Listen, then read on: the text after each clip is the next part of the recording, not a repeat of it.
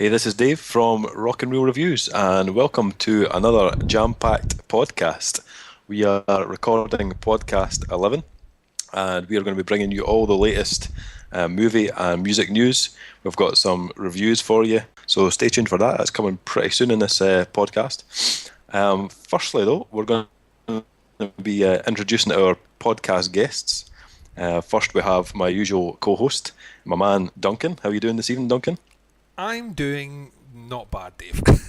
Not bad, Duncan. Not bad. Usually it's like something exciting and energetic and all the rest, but I've been off work for a week and today was the first day back and it's pretty much drained my batteries. So Yeah.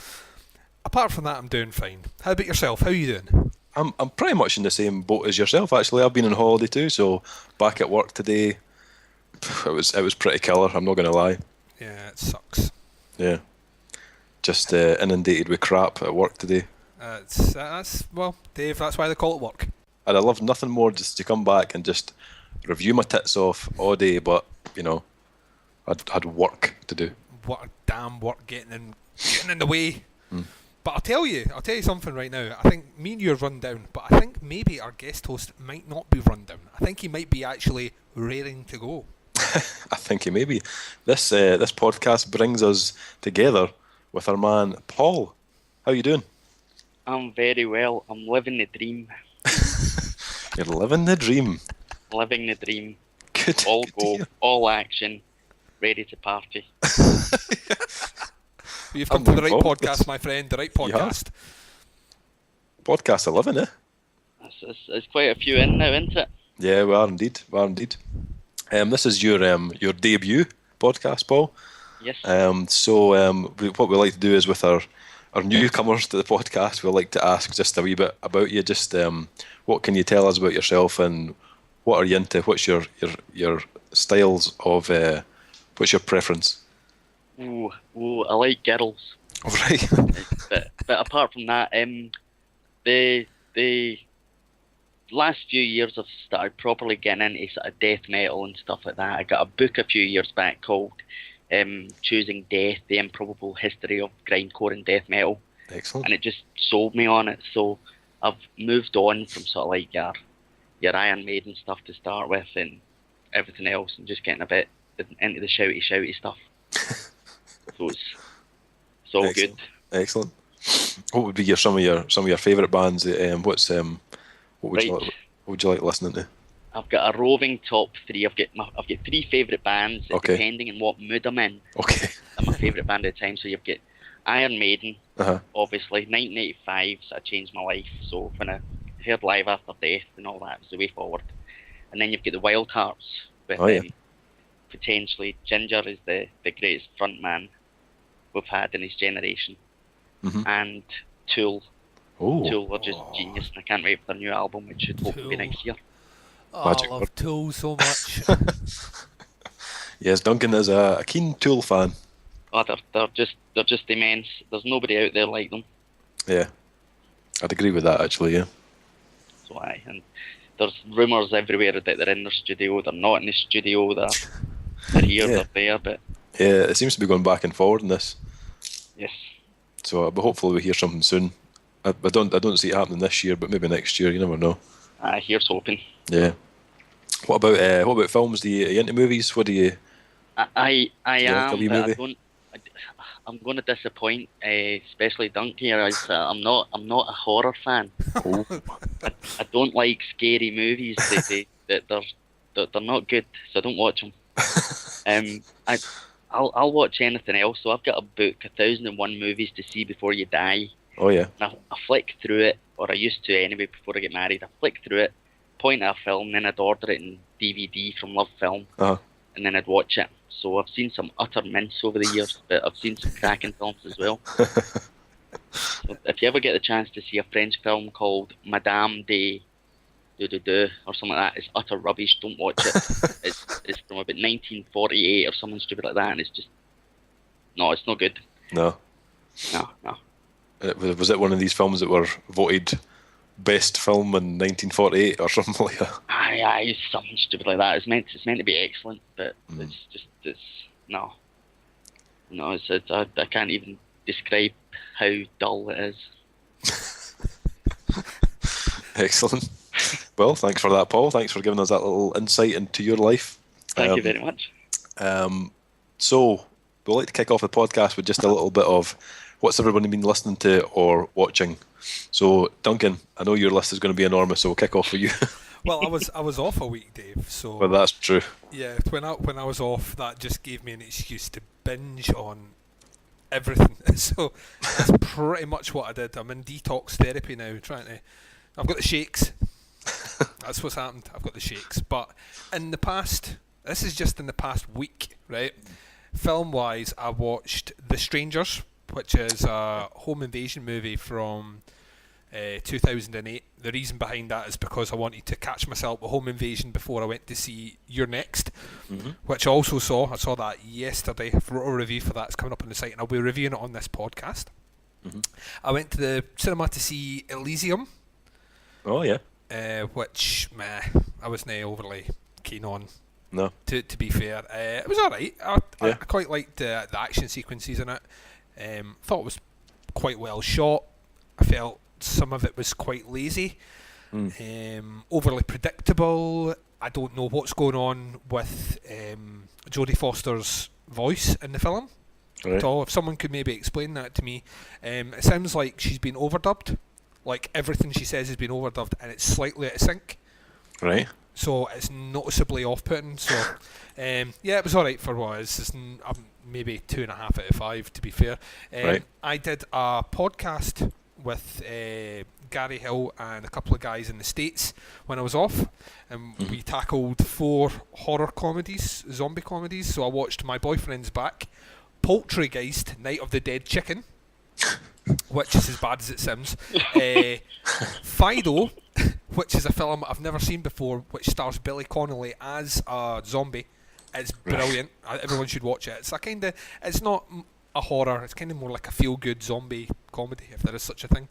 And Dance of the Dead. I watched The Cottage, which is a UK horror film. I saw Now You See Me, which is the new Woody Harrelson, Jesse Eisenberg magic sort of thing. I wasn't too keen on that. It was basically like a really bad mesh of Ocean's 11 meets The Prestige. It wasn't all that great. And I watched Welcome to the Punch, which could be the dullest film I've seen this year.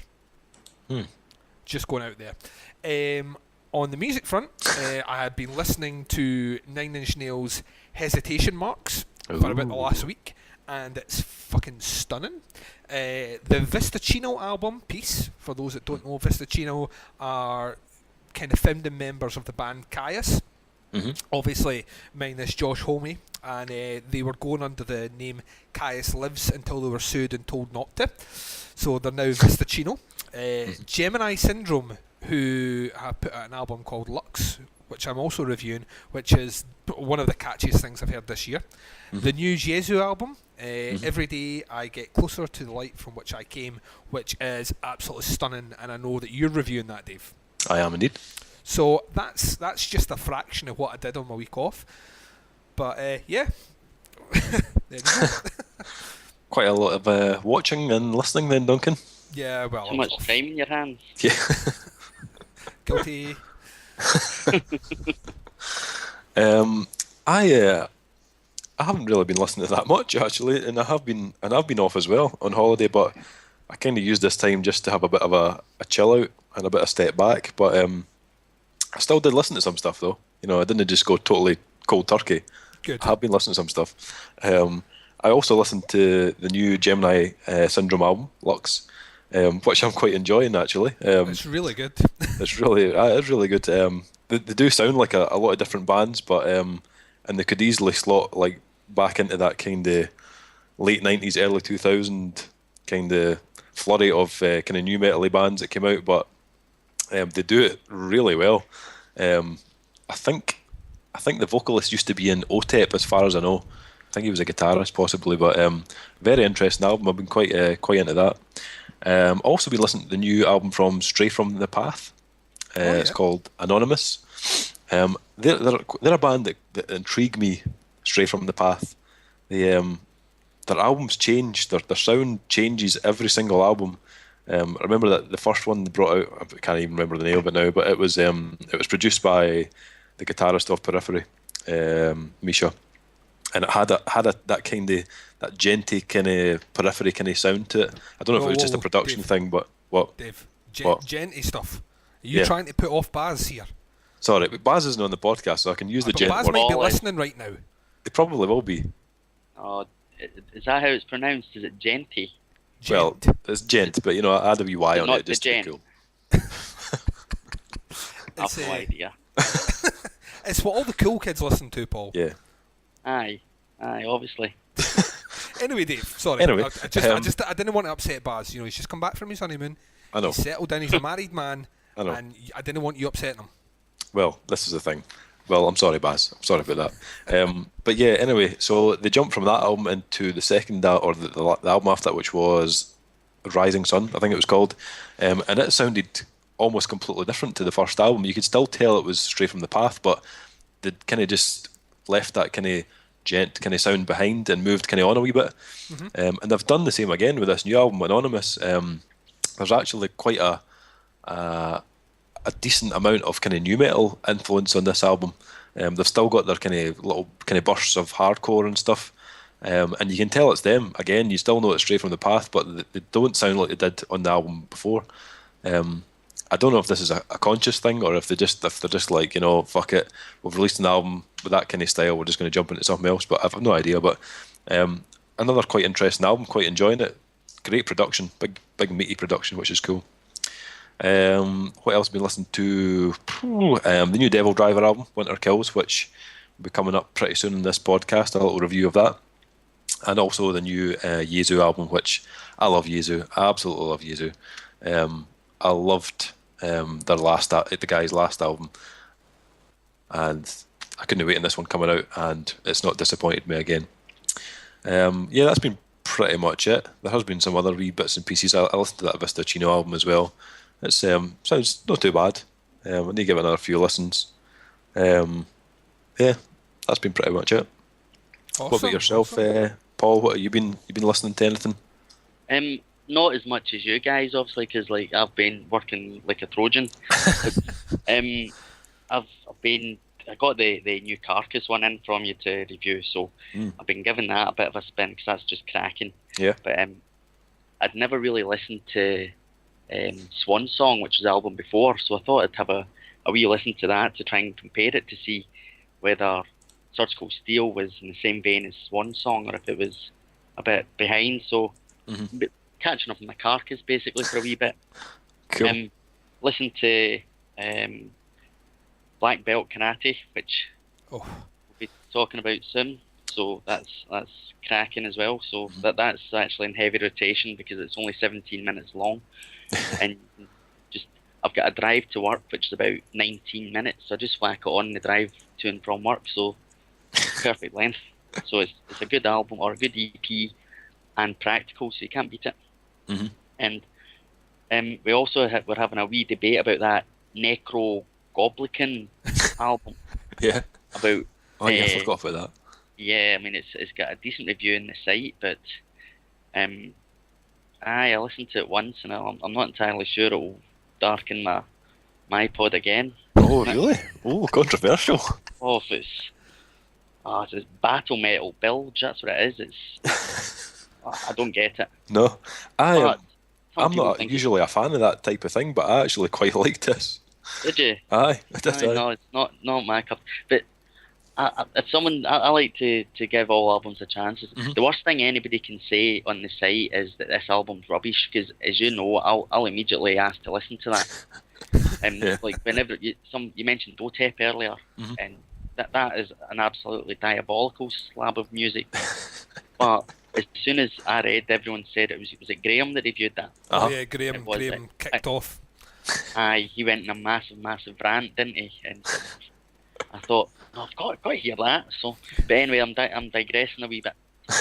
So I'd listen to that, and you've also I keep also going back to sort of Ginger Wildheart and all that as well. He's got another pledge campaign just started, so it just reinvigorated my interest in listening to his 555% album. So triple album we made. So this pledge thing is a brilliant system. I pledged last night. Mm-hmm. So in December I'll get a CD or two, three, or CD or two through. Mm-hmm. So we'll see what happens with it, but it's a great system. Yeah. Myself and Duncan, actually, we were away last weekend at the start of our holiday. We were away shooting some guns and shit last weekend. Quite an impressive, authentic accent there, Dave. Thanks very much. That's, I was born in Texas. Did you not know that? Well, that was a Texas accent. Yeah. Oh, What do you mean? fuck. Was that a Texas accent? I don't know. Cheeky I thought you were bastard. trying to sound Austrian or something. Austrian. There wasn't a yee-haw about there. It couldn't be Texas. All right, fucking hell. Right, okay. Anyway, so we were away shooting some guns, some rifles and some shotguns last weekend, which was pretty fucking manly, actually, wasn't it? Yeah, and what I come out of that whole experience is that I am actually a lethal weapon, Dave. You are indeed. You are indeed, Duncan. Do not fuck with Duncan if he's got a gun in his hand. That's all I'm saying. Yeah. Turns out I'm actually quite a good shot and quite intimidating with a shotgun as well, because it was my first time handling one, and of the 10 clay pigeons that were launched, I got the highest score and shot 9 of them, which is quite intimidating. Yep. But You yeah, want to try out the Commonwealth Games? I don't want to upstage anyone. There's a lot of people putting hard work into it for 2014. I don't want to just come in saying, shotguns a couple of times, go and give us a shot. So you put rock and roll reviews on the map. Yeah, I could. We'd sponsor you. Aye. Well, you're not. No, that's not right. Sorry. It's all the money we've not got. All the money we've not got. We've got free albums, though, Dave. That's right. When I say free, there's a proviso attached to them that we actually review them. Yeah. Apart from that, they're free. Yeah. Apart from that. Yeah. Well, yeah, that was good fun. So if you've ever been thinking about going shooting guns, then definitely go and give it a try. I quite enjoyed it. I did that in a stag do a few years ago. Oh yeah. Aye, and I totally bruised my shoulder. Do you not find it the kickback on it was really bad? It wasn't that powerful a shotgun, to be fair. I must have had a proper man's one then, 'cause it hurt me. Yeah, the different strengths. I think we had was it a 20 bore or something like that. I think the guy said it was. And you get like a 12 bore and stuff, which are more powerful. Oh, we would have had like ones like you guys, because I'm just a bit of a girl when it comes to that, man. Bless your shoulder, but it was just painful. I had to put the wee guard over it that you get. I'm saying, Dave, don't like talk us down. The gun that we had come mounted on a giant fucking tripod, and it fired mortar shells. Yeah. Right. It was like the ones you got in the tanks, the big ones that they put on the top of tanks. That's what it was like. Aye. Felt like Arnold Schwarzenegger. Yeah. So anyway, moving on. Next we have some news. Duncan, what can you tell us about the news this week? Not so fast, you ingrates! Public news team is taking a break from its pledge drive to kick some ass. No commercials, no mercy! No! Well, Dave, not as much music news as has been reported on previous podcasts, but the movie news list is just fucking ridiculous. Stuff was getting added to it prior, like 5 minutes prior to this podcast getting recorded. That's how manic it's been in the newsroom. That's how fucking on the pulse we are, Duncan. Yeah, the newsroom, aka my dining table. So we'll kick things off, carrying on from the last podcast where we were talking about former Korn drummer David Silvera. Remember that conversation, Dave? I remember. That was a brutal conversation. Yeah, it was a lot of fun. However, let's update you as to what has happened in the last fortnight. Former Korn drummer Dave Silvera had been making headlines throughout the last few weeks with some comments he made regarding current Korn drummer Ray, however you spell that surname and say it, I don't know, Luzier? I don't know. In addition to saying that he'd be open to returning to the band should the opportunity come his way.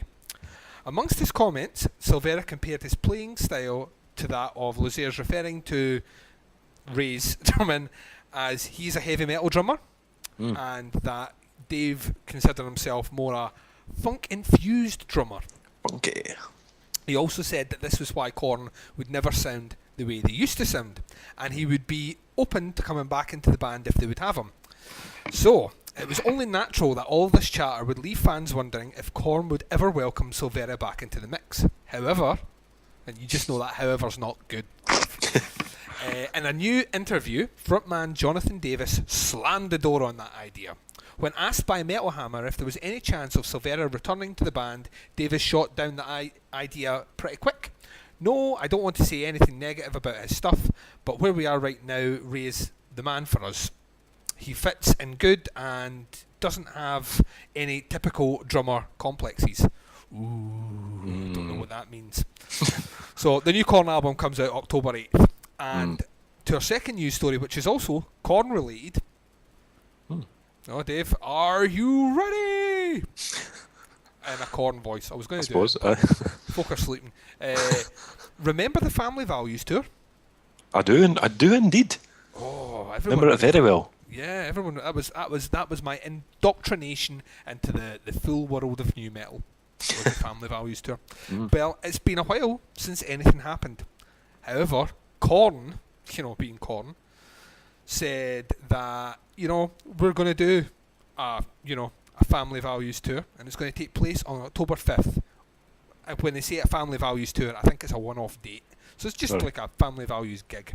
Right. A clip was uploaded online, and in the clip it showed Rammstein, Stone Sour, Limp Bizkit, Ice Cube, Deftones, and of course Korn, which left a lot of people wondering, oh my god, are all these bands going to be on the same bill? Well, it doesn't look like that's actually going to happen, Dave. The reason behind that is, while most of the bands mentioned there don't have any tour commitments on that particular date, Deftones will be touring with Avenged Sevenfold. So I don't know if it's a greatest hits, best of, but it'll be quite interesting because the 5th of October is a couple of days before the album launch, so this could be, precursor for the album coming out. So, interesting or not? What do you think about that? It's not really the Family Values tour if they're bringing in bands like Stone Sour and Deftones. You know what I mean? It's the family bands that are better than them. Family Values was all about Korn, Limp Bizkit, Orgy, Rammstein, Ice Cube. You know what I mean? There was someone else who played, but I can't remember who it was. Incubus. There you go. Fuck, this is just it's a fucking money maker. You know what I mean? Dave. Fuck's sake. Get Dave Silvera back in the band and get on with it. You know what I mean? Wait, what album did he leave? I must admit, I've not listened to Korn since the second album, because after that, they were just rubbish. The first album's amazing. Dave Silvera left. I think it was on... Did he play on... played on Issues. He played on... Was it the... Take the Mirror or whatever it was? What was it? Other Side of the Mirror or... See You on the Other Side, or Take a Look in the Mirror. Take a Look in the Mirror, because I think See You on the Other Side was the first album he wasn't on. Yeah. Aye, so he's been... Korn annoyed me. I went to... They pulled out of a tour. Where was it? Was it Metallica's big day out? Back late 90s. And they pulled out, and it was the second time I'd been to see them when they pulled out. They used to always pull out of tours over here. Yeah. And it used to really, really wind me up because, as I say, I got the first two albums and I was totally sold on them. And then the one time they did come over here, I couldn't get a ticket, so I stood outside the hall in Wolverhampton for about 3 hours trying to get one for a tout. Holy shit. And didn't get one at all, so I just ended up getting scooshed in the pub next door to Wolverhampton Lutheran Hall, wherever it was. Korn annoyed me because, they just went rubbish in my eyes. Just went a bit pish. Sorry, the Untitled album was the first one without David Silvera. 2007 was the first album released without him. So he's done a good fair whack. Nice. And to be honest, their sound had dramatically changed by that point. So to sit there and say the reason they don't sound the way they used to sound is because I'm not drumming is bullshit. Bullshit. Bullshit. That is a load of rubbish. They started to change by the third album. Yeah. Definitely. Oh, yeah, definitely. Yeah. So the third news story, which is more somber, Dave. We'll take things down a wee tone, because I'm actually genuinely gutted about this, because this band is a band that I've only recently started to get into, and I really like the fucking stuff. But on August 23rd, Joseph H. Lecrae's, drummer for New Orleans sludge legends I Hate God, passed away. The underground metal community has been in mourning of the loss of Clays ever since, and the cause of the drummer's death has now been made public. Various news sources wrote that cancer may have been the cause of his death. However, according to a press release, it would appear that respiratory failure was confirmed as a reason for his passing.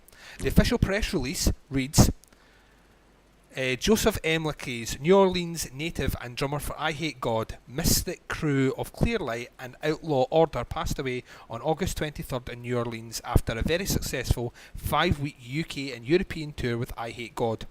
He also performed ceremonial voodoo drumming in numerous solo experimental electronic projects. Doctors confirmed to family members that the cause of death was respiratory failure. He also suffered from long-term asthma. Did you say voodoo drumming? Yeah, he did voodoo drumming. That's just asking for trouble, that, isn't it? Dave, now is not a time to crack jokes. Sorry.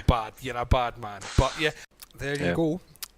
This leads us into our last news story, which will bring things back up a wee bit. But Pearl Jam debuted their first single, Mind Your Manners, from their upcoming disc, Lightning Bolt, back in July. But now the band is adding visual effects to the song with a new video, which I sent off to you, and hopefully you passed on to Paul. I did. I got it, yes. What do we think? What do we think of the new Pearl Jam song? For me, anyway, surprisingly alright. Not what I was expecting at all. When I heard it, it was a far more kind of punkier affair than I was expecting, but still quite enjoyed it all the same. But yourself, Paul? I disagree. I used to be a big fan of Pearl Jam when they first came out. So the 10 albums, just brilliant. It was always on. One of the first albums I actually bought in cassette and in CD, because cassette CDs were just coming out when that album was going. But I thought I agree with you. It doesn't sound like your classic Pearl Jam, does it? No. No, the grunge sound's not there at all. It's not grungy at all. I actually found I wrote a few notes last night when I took this very professionally, this podcast. And I hope all the other potential future guests are listening to this. Take fucking notes. Yes. Yeah, I was studying, so I was. But I was listening to it, I was watching it, and I thought it just sounded like middle-aged rock by middle-aged men. Do you not think it was a bit... Just, I don't know. I say this as a Pearl Jam fan. I've probably got every single one of their albums. But they've just sort of... They've gone a bit U2 on us. U2 used to be brilliant back in the 80s. Mm-hmm. But then they started releasing one song was good, and then 2 songs were just... Yeah. And then Pearl Jam are sort of doing the same sort of thing. For every good song they release a couple of sort of ropey ones. Yeah. But in the video, the guitarist, is it Stone? I don't know which one it was, but he does a pretty nifty scissors kick, so he can't be that middle-aged. It is their first kind of single, so it may sound completely different to the rest of the album, but I was reading online, the guitarist, Mike McCready, he said it was his attempt to try and make a really hard-edged, kind of Dead Kennedys sounding song. So you can definitely hear that kind of vibe coming through on this track. But you never know, the rest of the album might sound completely different to that. I mean, if that's what the sound they're going for, then I guess they've achieved that. Yeah. I mean, but are they not too long in the tooth to be going for that kind of sound? Possibly. Yeah, that's maybe a bit late for that. Aye. In their career. But I'm sure it'll sell well. You know, Pearl Jam are a well-established band, and aye. Had ridiculous amounts of album sales, so I'm sure when it comes out, and was it October it's due out? Aye. I'm sure it'll do well, sales-wise. And no doubt I'll buy it as well. Yeah, we probably all will. That is assuming that Dave doesn't get it in, but I don't think you'll get this one in, Dave. Oh, really? It sounds like a challenge. Well, it is a challenge. Oh, really? Prove me wrong. I'll fucking prove you wrong. Free CD. What did you think it? What did I think? I liked it. I kind of agree with Paul. I think over the last 10 years have been wildly inconsistent in terms of what they've put out. Some of their stuff I quite like. Some of their stuff I'm not overly fussed on. It's not the musicality that's involved. I think it's just Eddie Vedder sometimes just really annoys me. This one, I like his vocals in it. It's not as edgy or gruff sounding as he used to sound, but then he is getting on in age. I thought it was just a really catchy well-written kind of rock song.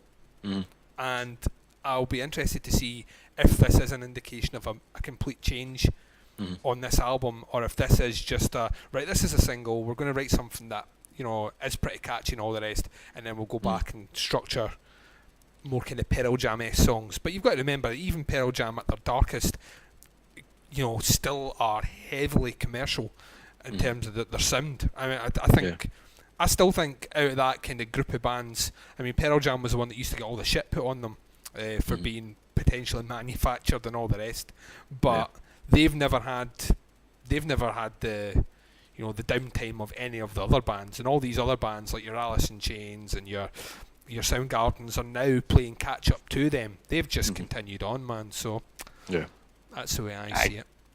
Agree with that. They've never let themselves down over the years, I guess, and sort of in terms of they've never split up. All right, they've taken a few years in between releasing albums, but they've sort of stayed true to everything. Obviously, they kept the fight with Ticketmaster. Oh yes. Going forever and stuff like that. So they did stay true to themselves. You've got to give them a lot of credit. Right, and that marks the end of the music news, and we'll be right back with some movie news.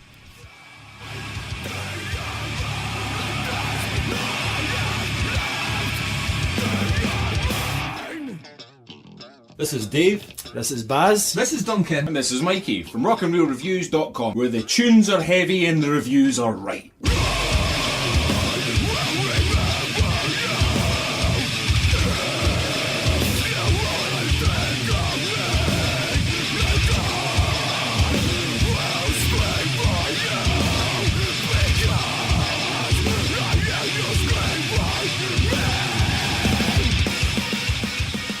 And we're back with the movie news, and the first story is the one that pretty much crashed websites and made every fucking nerd at a keyboard go, oh my god, this is the worst thing ever.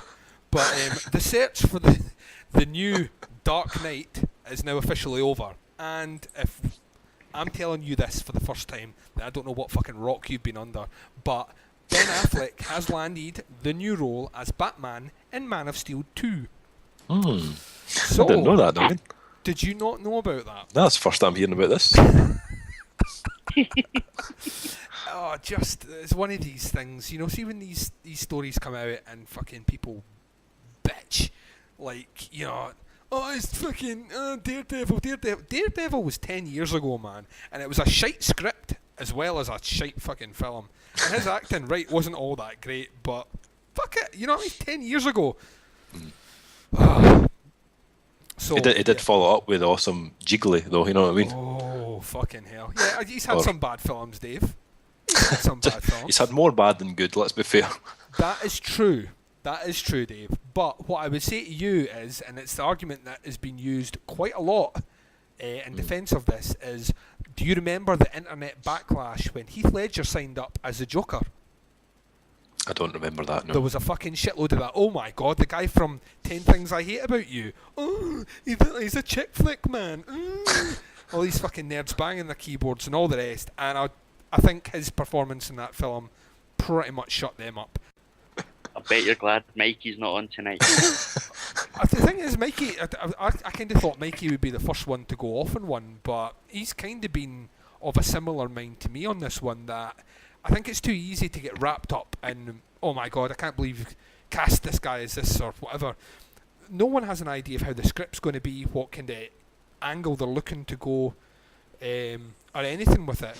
So at the moment, all we can do is sit back and wait for the film to come out. And if it sucks, trust me, I'll be the first one to sit on a podcast and say this movie sucked and it's all Ben Affleck's fault. But until it comes out, let's just chill, guys. Yeah, I'm cool with that.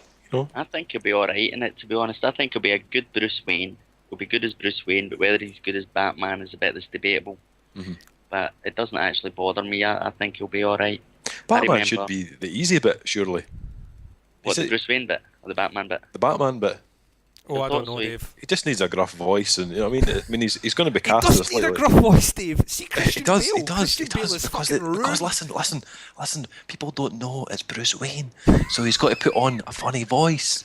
Did you not get that? Adam West never had to put a fuck Adam West, right? Listen, all I'm saying is, all he has to do is put on a funny voice, and he's going to be gruff to funny. Okay, a funny gruff voice, funny gruff, and he's going to be cast as a slightly older Batman anyway. So it's not even like he needs to kick so many cunts in, you know what I mean, on this film, you know what I mean. So what I'm thinking is, as long as he plays quite a decent Bruce Wayne, I think he'll do all right. Aye, that's my thoughts. But then I go down. You mentioned your man from the '60s, but George Clooney played Batman. Yes. Oh, George. Right. So if you're weighing up George Clooney or a guy who's actually been in a superhero movie, who would you have? Well, yeah. It's Ben Affleck all day, innit? Yeah. Yes. Everyone's going off on one, but we've had to live through George Clooney and Val Kilmer. Oh, good old Val Kilmer. You know what I mean? And neither one of them was a particularly convincing Batman, so fuck it. No, they weren't. However, You know. second piece of news, Yeah. and I don't want to take credit for this, Dave, but I think Rock and Reels, you know, is making its way. I think our podcasts have made their way to Hollywood. Oh, really? Yeah, when Mikey was on episode, I think that might have been episode 9 of the podcast, we were talking about a potential reboot of the Spawn movie. Yeah. And what Mikey had said was, fuck it, you know, what people should be doing is going to Todd McFarlane saying, you're the man behind it, you're the guy that knows everything about it, you're the guy that should be doing it. Yep. And lo and behold, news has come out in the last week that comic book writer Todd McFarlane is currently working on the script for the brand new live-action Spawn movie and has suggested that the film could go into production as early as 2014. Mikey, yeah? What power he's got, eh? Mikey, I'm telling you. Finger on the pulse.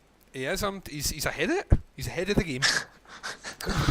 Yes. But, I'm looking forward to. I'm not going to go into a big conversation about this. I said all I need to say about this on episode 9. I love Spawn. I'm looking forward to it.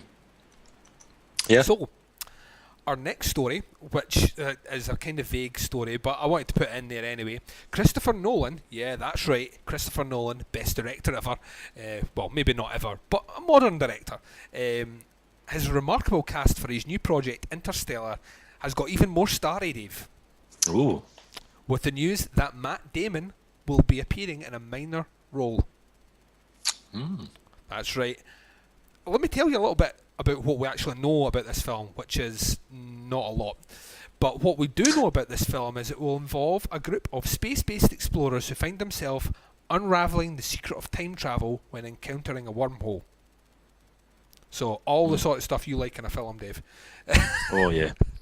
It's going to be co-starring Matthew McConaughey, Oh, God. Anne Hathaway, Jessica Chastain, John Lithgow, Casey Affleck, and Michael Caine. Okay. Michael Caine's contractually obliged to star in every single Christopher Nolan film now, by the way. All right. The film will open in the UK on November the 7th, 2014.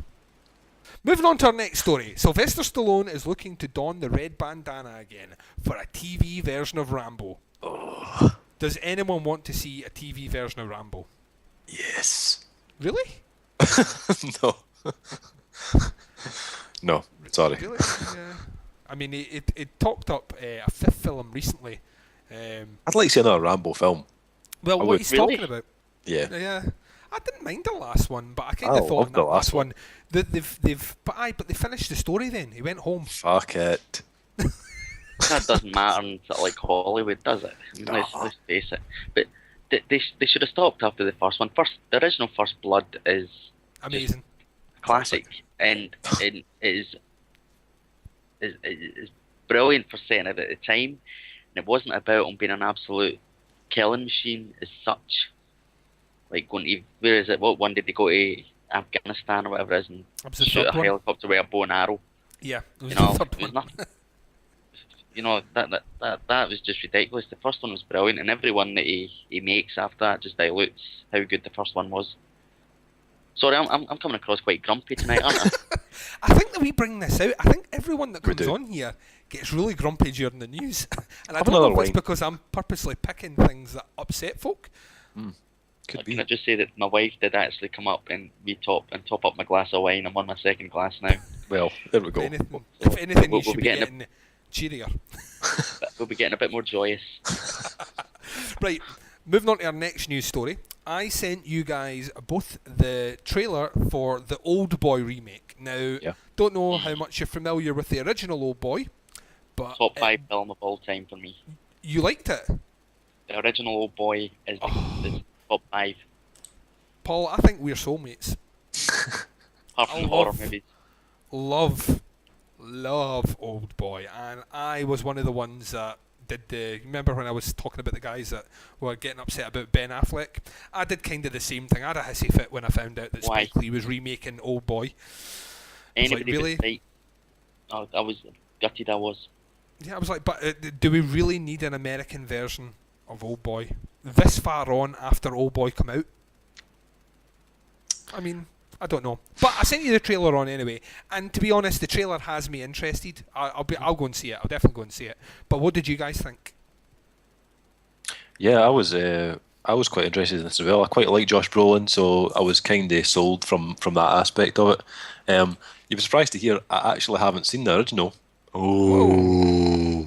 I've probably got some catching up to do. I know obviously know what the story is about, but I should probably watch the original as well. But yeah, quite interested to see this. Mm-hmm. I've still got the original on Sky Plus. I just won't delete it. You know, I mentioned my 1001 Films See Before You Die. That was one of the movies I got out of that book. Mm-hmm. And I was totally blown away by it. It's obviously subtitled, the original one, but I don't know about you, Duncan, but you watch it and you don't actually realise you're reading the subtitles. You don't. It's such a captivating film. And I'll watch the new one. I've got over my initial disgust at them making it. Because again, Josh Brolin is brilliant, and I think he can do that role well. But I just think that the movie's going to miss out key parts and not do it as well as the original. I think without putting too many spoilers in, the octopus scene won't be the same. Yeah. And the trailer has a bit of the hammer scene and all that, and the original film, it was almost like manga violence. Well, yeah, the infamous thing about that is that hammer scene was all shot in one shot, was all one take. Aye. So, I mean, I don't know. I really don't know how this is going to... Like I say, I'll go and watch it. There's a lot to get me interested. I like Josh Brolin. I like Samuel L. Jackson. Elizabeth Olsen has starred in quite a lot of horror films recently that I've enjoyed as well. I think she might be playing his daughter. So, I mean, I'll go and see it, but I'm not going to pin my hopes at this.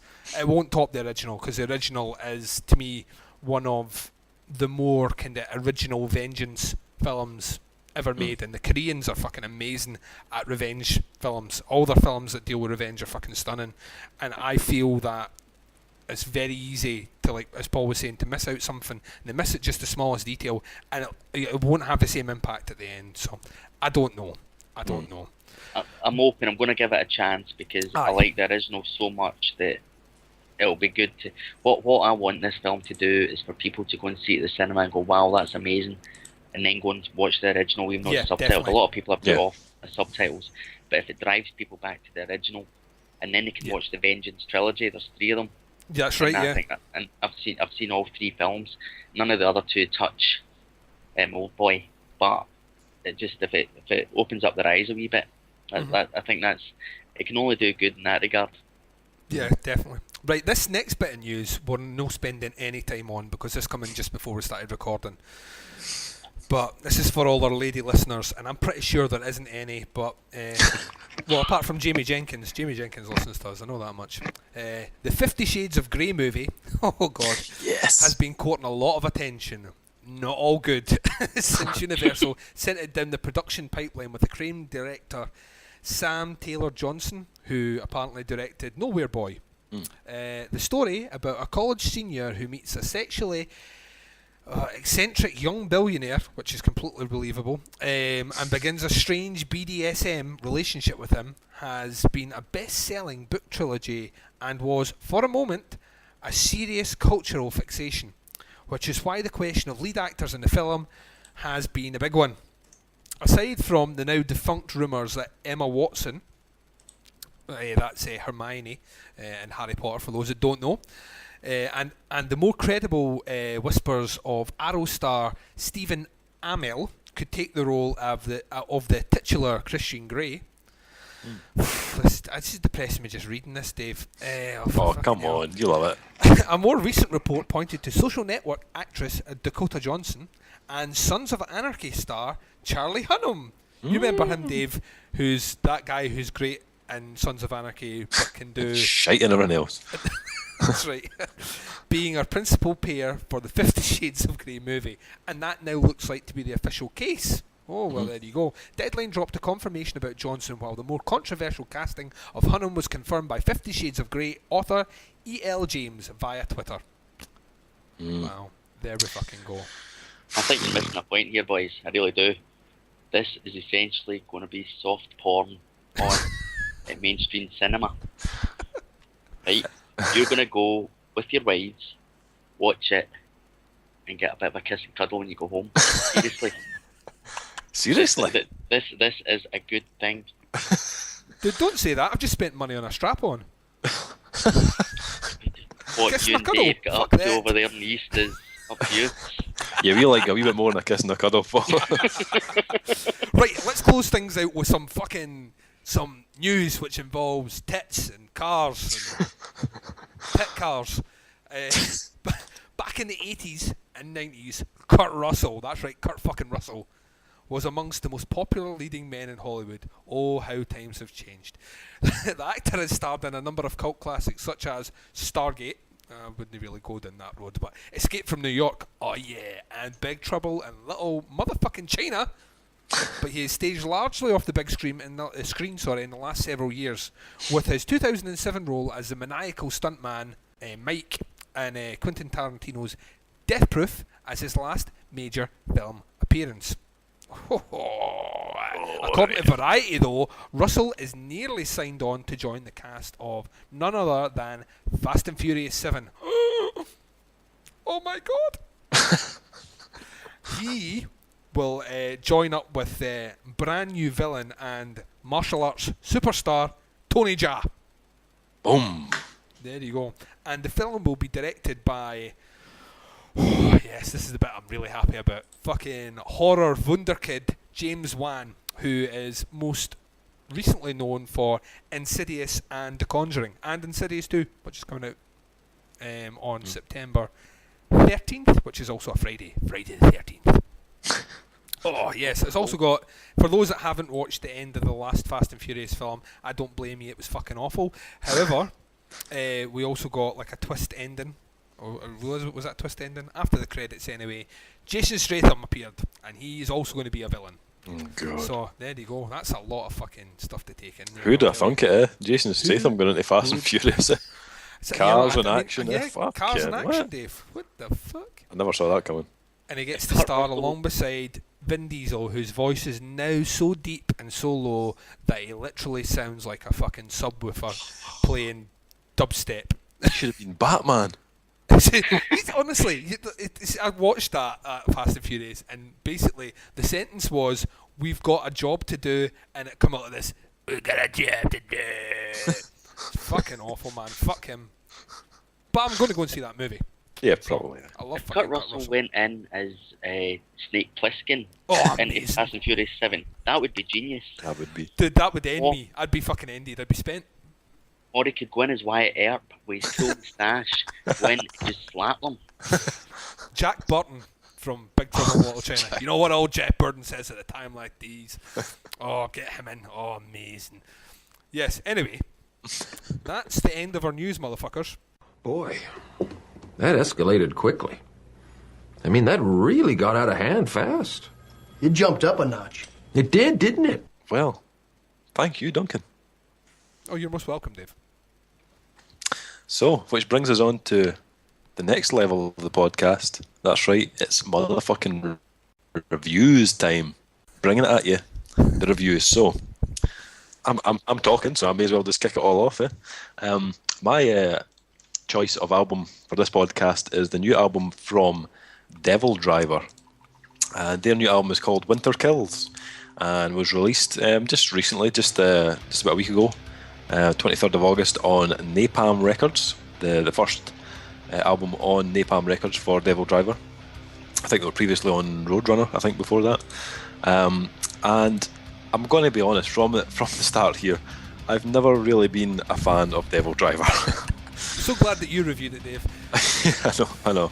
But you know, I'm happy to review anything that comes in, and I'll give it a fair crack of the whip, regardless of what it is, even though I haven't liked any of the previous albums.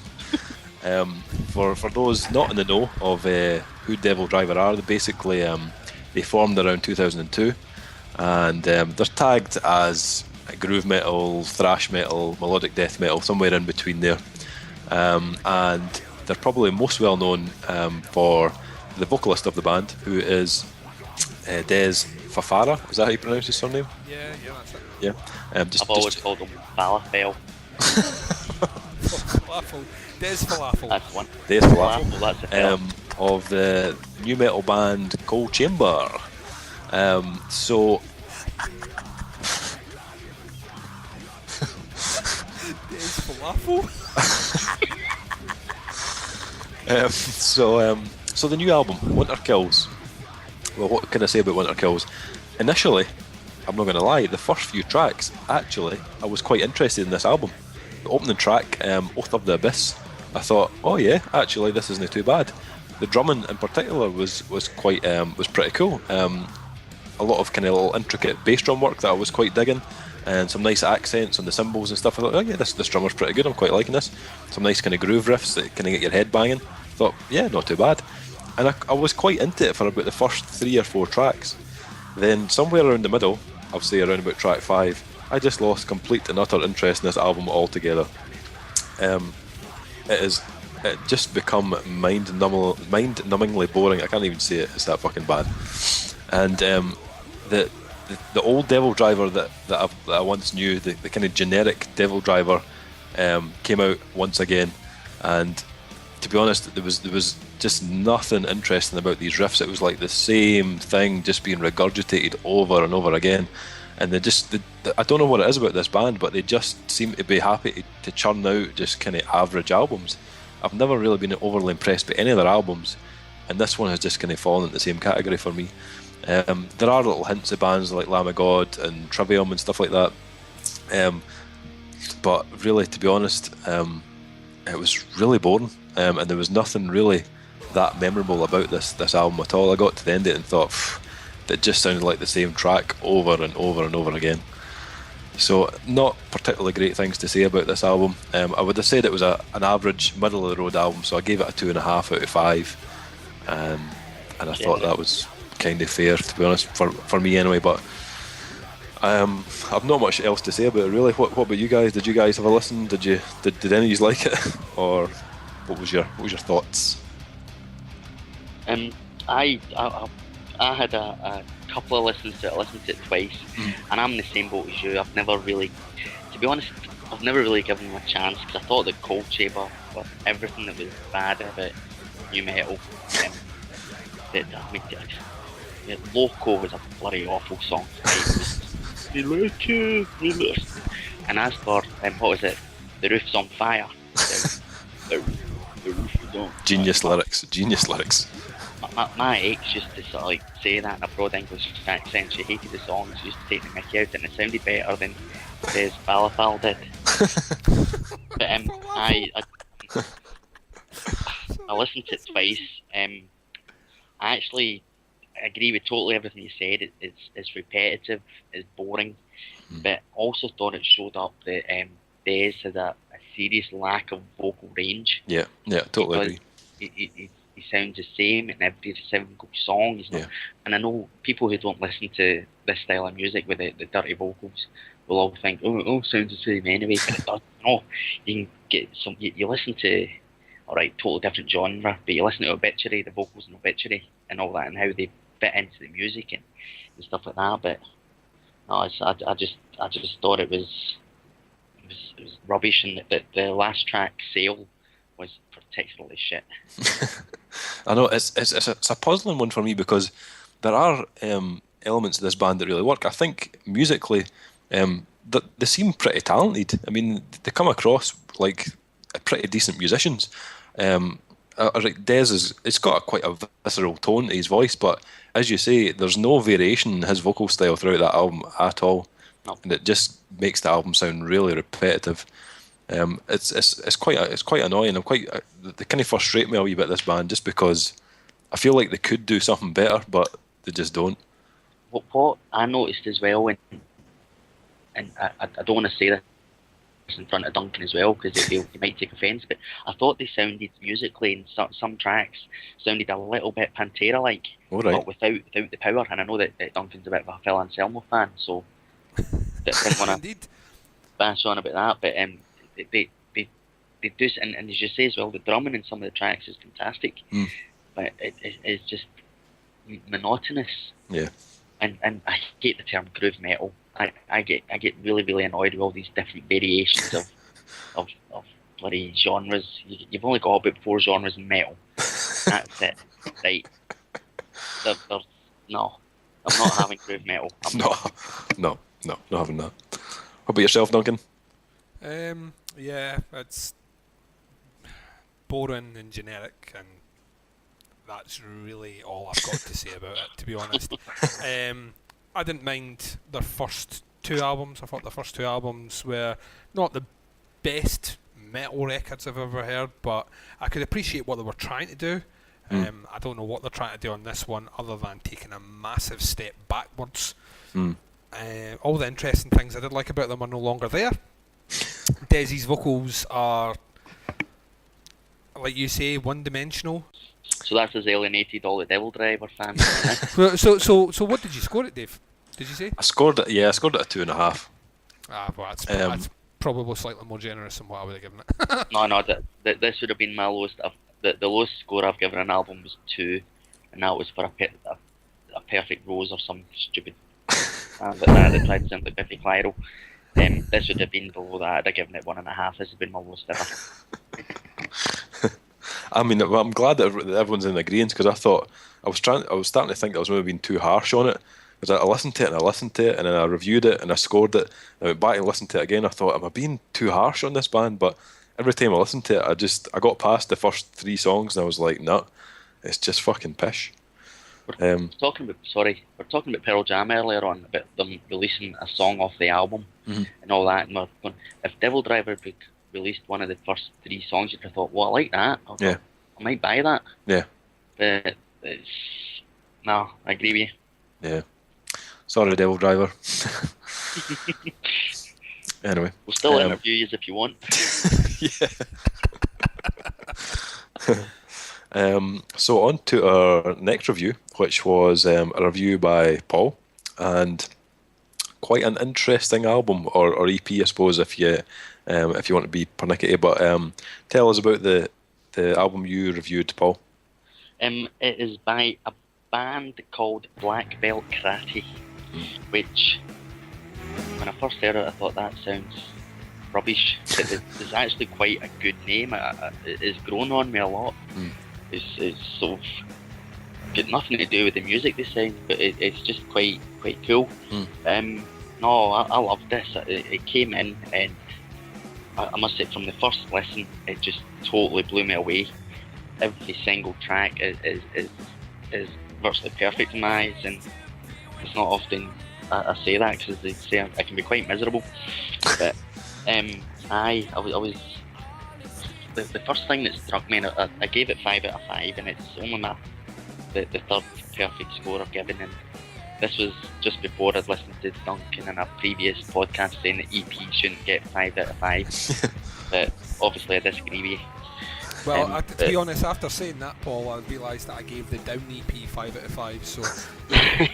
Hypocrite! That's alright.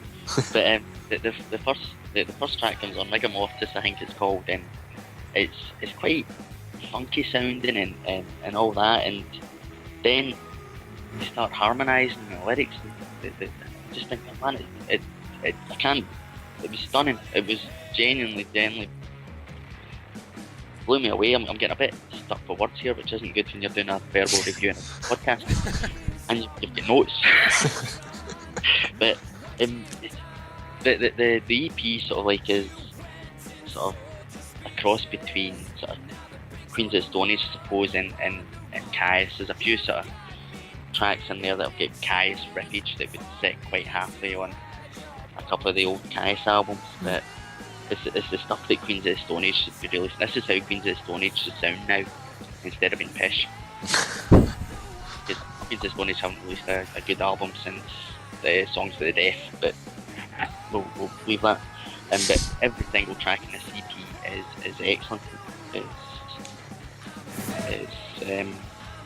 They all go together. It's brilliantly laid out. I mean, Dave, you remember you had to tell me that the layout of the tracks I was listening to that was wrong, and so I've adjusted it and I put push into track 3 where it should have been instead of the final track, and it just flowed. It was as strong an EP as I've heard, and I'm only glad that I've actually been in here and heard it first, because I think, not that I'm predicted any big bands in the past, but this band have got the potential to be absolutely huge. I really think that. Yeah. They've got a lot of the band members. They've got a lot of experience with other bands. I was looking at it last night, and you've got a couple of them have played with Chris Wise, who plays for the Cull, and they've also played in Dizzy Reed's touring band, the keyboardist from Guns N' Roses, and played with the drummer. I think it was played with Dweezil Zappa. Oh yeah. But to be honest, I've not really heard of any Dweezil Zappa, so I could actually mince.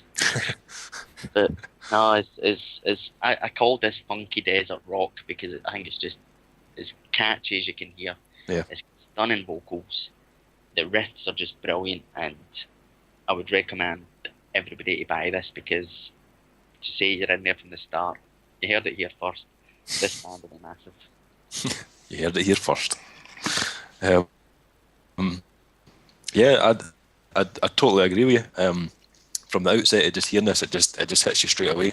I love their sound. It is a desert rock kind of sound, but they've got that kind of funky vibe about their style as well. You can hear the bands like Queens of the Stone Age and Caius kind of coming through in their sound. But one of the main things that I loved about this was the production of this EP. It's such a punchy EP, and the bass, man, the bass is just humps your face for the whole EP. It's just awesome. Big dirty bass sound. It's really, really cool. And the vocals are excellent as well. Really, really good harmonies and stuff between the band. I would definitely recommend checking this out. It's called Volume 1, Black Belt Karate Volume 1, and it came out on the 19th of August. Definitely worth checking out. Duncan, did you have a wee listen to this one? Oh, Dave, well, I sent you a text message a couple of weeks ago when I was trying to catch up with all my music, and I was trying to list off bands that I would like to review, and I think it was the first one out of the batch that you'd sent me through that I'd managed to listen to, and I was like, I will happily review this, and you were like, well, no, Paul's reviewing it, and I was like, oh, for fuck's sake. I was like, well, Paul better give this a good review, because if he doesn't, I'll be having words with him. I'll track him down. I'll track him down like Liam Neeson did in Taken. A telephone conversation, and then a flight to Paris, and fucked up stuff afterwards. You're lucky you're not in Paris. So, no, this is fucking totally up my street. This album is catered to my tastes. It is groovy, funky. It's fucking raw sounding, but really well produced at the same time. Vocally, the melodies are fucking catchy as fuck. It does have that kind of desert rock sort of thing. They've got their own take on it, which I like, because there's a lot of bands out there that just do generic kind of desert rock sort of stuff, stonery sort of, and the scene's so fucking full of bands like that you look for something a little bit different, and these guys can write songs, and that straight away, that puts them ahead of the game. They're not lazy, they're good musicians, they keep things concise. That EP is perfect. It's a perfect EP. I would have definitely given it 5 as well, so I'm glad that Paul did. Yeah, completely agree. I mean, it is as you say, it's perfect. It's the production is amazing. I never mentioned that myself, but it's as strong an EP as you can have, and I really can't wait for a debut album, because if it is half as good as that, it'll still be brilliant. Absolutely agree. Yeah. So you heard it here first. Rock and Roll Reviews. Before they become massive, we were reviewing that shit. Massive. Mahusive. Yes. Anyway, so that's our music reviews, and now on to our movie review. Duncan, what have you been viewing at the cinema? What have you been watching? Well, I went to check out this kind of small home invasion movie called You're Next. I just want you all to know how much it means to us that you're all here. Thanks to Mom and Dad. Beautiful. Just a perfect day. Dear Heavenly Father, we thank Thee for Thy food, and help us to do our part with kind words and loving deeds. Amen. It gets dark, we go home.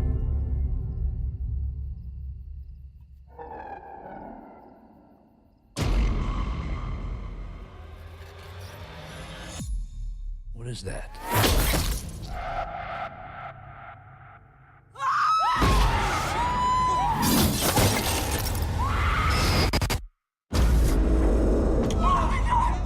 Get away from the window! What is happening? I don't see anyone. Why would anybody do this? They've been watching us for days.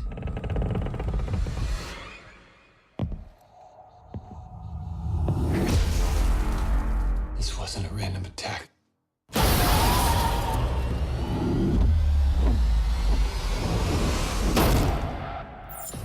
Oh, it's such a perfect day. I'm glad I spent it with you. Oh, such a perfect day. You just keep me hanging on. You just keep me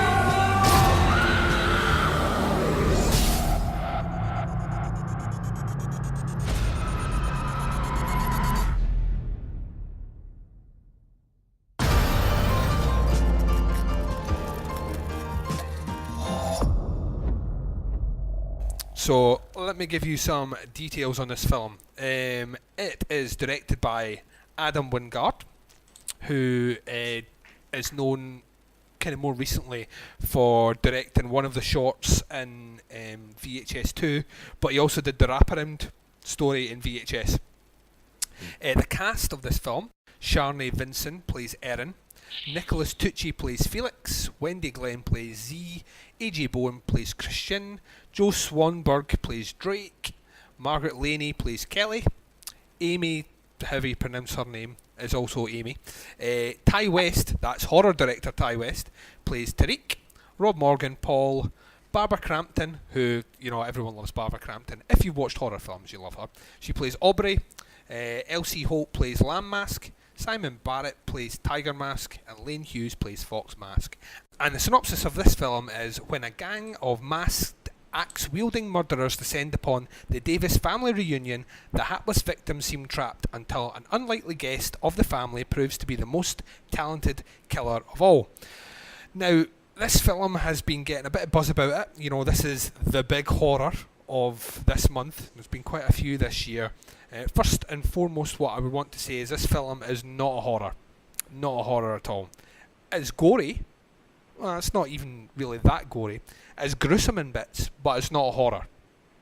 So, if you are a kind of seasoned horror veteran like myself and you're looking to go to the cinema and get a bit of a scare, this film will not tick any boxes.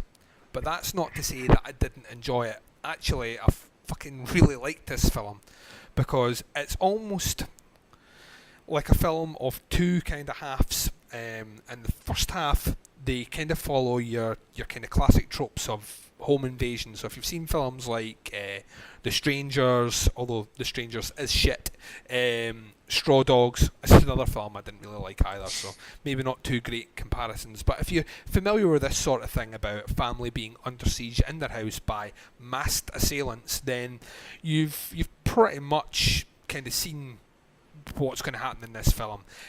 You have a family which are all kind of estranged that are brought back together for their parents', I think it's their 35th wedding anniversary, possibly their 30th, and they all get together. They've all brought their partners with them, and in a previous scene at the start of the film, we've seen the neighbours just up the road. We've seen them get murdered by these guys wearing animal masks, which is a bit strange. And then we obviously jump to the family all descending on this house, and they're all having a lovely meal together, as you do, where one of the boyfriends thinks he sees something at the window, goes up to the window, and an arrow gets shot through his head. And pretty much from there, for the next half an hour, the family members are picked off one at a time with a series of quite gruesome deaths, which, you know, makes me a happy man, Dave, because I like a bit of that sort of You do. killing off family members and all the rest on film, not in real life. Well, maybe in real life, but anyway, the film is very much like that in the first half. What happens is, in the second half, it becomes a very fun, kind of fast-paced revenge sort of film. So one of the characters, I'll not go into too much spoilers here because I recommend everyone goes and sees it. One of the characters, who is Sharnay Vinson, who plays, what's her name, Erin, is it? Yeah, Erin. Turns out that she has been brought up on a survivalist camp by her father in Australia, in the outback. So as soon as things start to kick off, she switches into ultra survival mode. It turns out she's just as deadly, if not deadlier, than the masked people trying to kill off the family. And you can pretty much see where it's going from there onwards. The film is a lot of fun. I was sitting at the cinema and I was watching the first maybe 10-15 minutes, thinking to myself, if this film keeps going along like this, I'm just not going to be interested. It's not really doing anything for me. But as soon as the action kicks off, it's pretty much full pelt after that. Soundtrack is absolutely amazing. The somewhere towards the middle of the film, where our main sort of our female hero, our heroine, starts to kick off. There's this kind of retro sort of late 70s, early 80s synth sort of thing that starts following her when she's doing her killings, which is pretty fucking cool. The cast are all very competent. The acting's of a higher standard than you would expect from this sort of film. It's very well shot.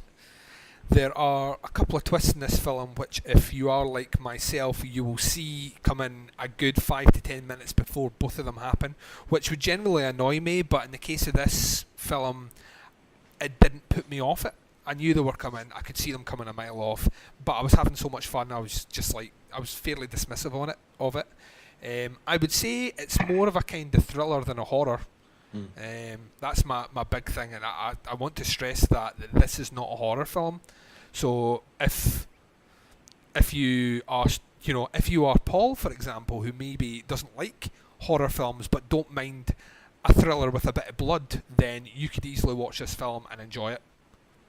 And certainly if you've watched films like Old Boy or Sympathy for Lady Vengeance, there is nothing anywhere near the gruesomeness in this film than are in those two films. So I gave it 3.5 out of 5. I marked it down for being slightly lazy in places with the story. I think they could have tried to push it out a bit more, and because I was expecting, probably with the hype, I was expecting it to be a lot scarier than what it was. It's thoroughly enjoyable, and I recommend everyone goes and sees it. Oh, excellent. I've got to say, when I watched the trailer, I wasn't overly excited about it, really, because it kind of reminded me of a few other films. Yeah.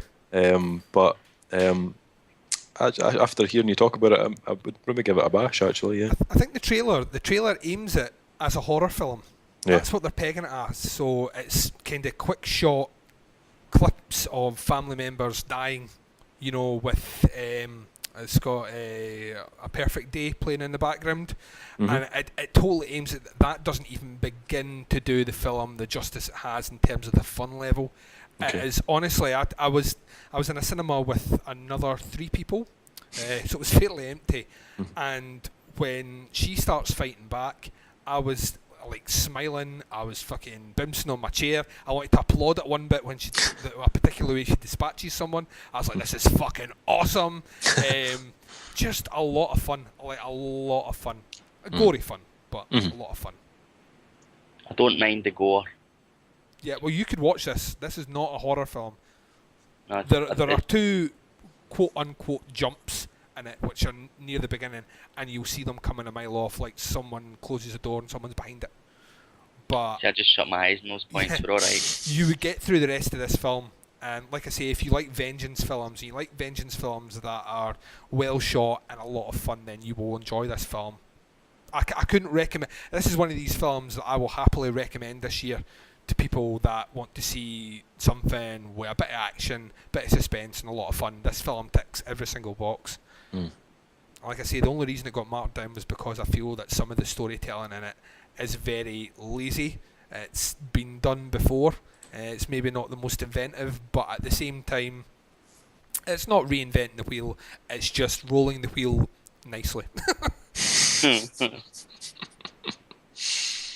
Excellent. Thanks for that, Duncan. You are welcome, Dave. You're always welcome. I'm you. always happy to talk about films, especially ones that involve blood and people dying. Mm-hmm. And I'm a cheery guy. I know. You're not Just just rom-com then, no? Well, did you not hear my Maniac review? That was a rom-com of sorts, minus the com. The rom. No, there is a romantic story at its heart, Dave. Like I said before, It's cold, dead heart. there is nothing more romantic than a man who scalps women and staples their scalps to mannequins in order to bring them to life. That right in itself, it's like a fairy tale. It's beautiful. It is beautiful.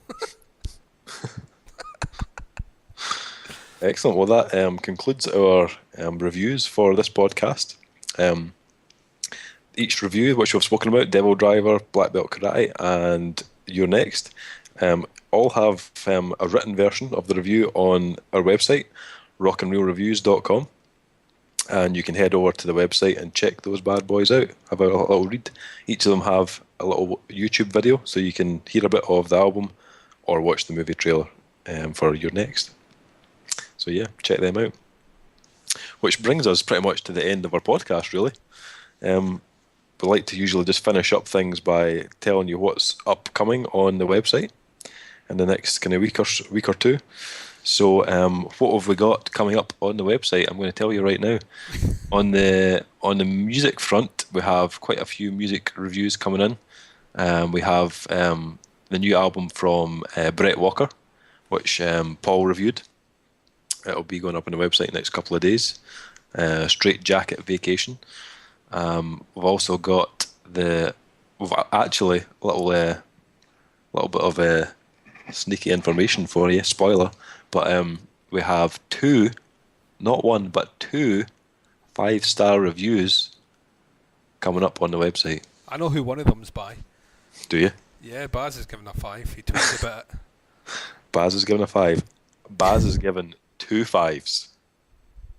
Married life, man. What's it do to Hold you? the phone. Baz is giving 2 5s. I knew he'd cave eventually, all this. You know, 5s are very precious to me. Sure they are, Baz. Nothing all year, and then 2 coming at once. That's right. So we've got a couple of reviews coming from Baz, a couple of 5-star reviews from Baz, so we need to wait and see what those are. We've got I've reviewed the new album by The Dangerous Summer, Golden Record, so we're putting that up this week. We've also got a couple from Kyle. We've got The Charm, The Fury, and Otargos as well, an album by a band called Otargos. The album's called Apex Terror. It's not out till later on this month, but we should have the review going up this week. And on the film front, we've got the Your Next review from Duncan, which is about to go up on the website in the next day or two. And we've also got a movie review of Alan Partridge, Alpha Papa. Oh, I can't wait to read that. It's from Lee. She sent that one in over the weekend, so we should be getting that up on the website pretty soon as well. With a whole load of other stuff, which probably is yet to come in over the next couple of days, but there'll be lots more of reviews going up in the next week or two as well. We've also got some big announcements coming, so big announcements, Steve. Keep an eye on the Facebook and Twitter, because there's going to be some big stuff happening on the Rock and Reel Reviews front. Ooh. It's about to go next level, people. Ooh. I know Baz is particularly interested in hearing what these things are. Any spoilers this evening for him? No. No. Nothing yet. It's worth a go. I liked your try there, Paul. Just finalising some final details. There'll be one big announcement. Sorry, coming within the next week or so. We're just finalising some little details, and then we've another 2 that we're working on in the background, which are a wee bit further away, but will be coming shortly as well. Some quite exciting stuff. So that'll be upcoming in the next wee while, which I'm looking forward to. Going to be putting our fingers into other pies. It's about time, Dave. This pie's cold. This pie's cold. Yeah, so that's what's upcoming. Anyone got anything they'd like to add at this point in the podcast ending? Yeah, that I really want to go away and watch Escape from New York and Big Trouble in Little China now. Double bill back to back. I'm going to whack on Tombstone. Oh, yeah. I'm liking your One style. of the best westerns ever made. It is, my man. It is, I'm telling you. Amazing. Yeah. I'm going to watch a Kurt Russell film as well, but I don't know which one yet. Oh, it's Overboard, doesn't it? Overboard. That's a genius movie. It's Bird on a Wire. Maybe that one. Anyone? Was he in Bird on a Wire? Was he not? It was Mel Gibson, no? Oh, it was Mel Gibson, sorry, that's fucking... What was it's the because one he Goldie was Hawn was in it. If Goldie Yeah. Hawn's in it, that generally means that Kurt Russell's somewhere in the back end. But what's the one he was in with Sylvester Stallone, the prison one? Tango and Cash. Oh, amazing. One. Amazing. If it's not tango, it's cash. Cash, tango, tango, cash. These 2 cups are driving me nuts. That was pretty spot on, Duncan. Yeah, it was as good as my Jack Palance gets, I'm afraid. I see. Good old Kurt Russell, eh? Yeah, I'm I'm trying to telling think you. of a really good film. Dark Blue. Love Dark Blue. Oh, Dark Blue's such a fucking good film, Dave. Amazing. You need to check. You seen Dark Blue? Paul, tell me you've seen Dark Blue. I've not seen Dark Blue. What's it about? Is it a Damn scary it, film? Paul. No, it's a kind of crime thriller sort of thing set during the LA riots. Alright, He plays a kind of leader of a corrupt band of cops. Good film. I'll give Good that film. a Fucking really good. watch. It came out not long after Training Day, where Hollywood all of a sudden discovered that cops could be bad folk. Yeah. So it's well worth a watch. It was really good, and that didn't get released in the 80s or 90s. So fuck you, reporter that posted that thing about saying he's not done anything since the fucking 90s. Up you bastard. Yeah, Fucking. He's done stuff in the 2000s. You know what it is, Dave? He's a cunt. I don't think we've used that word yet, but there you go. He's a. It was used earlier. I've been keeping a tally chart of the C-bombs. Did Dave use that? Yeah, oh yeah. Yeah, I think it doesn't surprise me. It's always the first one to fucking lower the tone, yeah, cunt. Kurt Russell, some guy. True. Anyway, so that pretty much concludes it from us on this podcast. Who's up on the next podcast, Dave? Oh, good question. Next podcast 12, will be myself and yourself, Duncan. Oh. And we will be joined by Owen. Owen from Wales. Owen from Wales. I'm quite looking forward to that. Mm-hmm.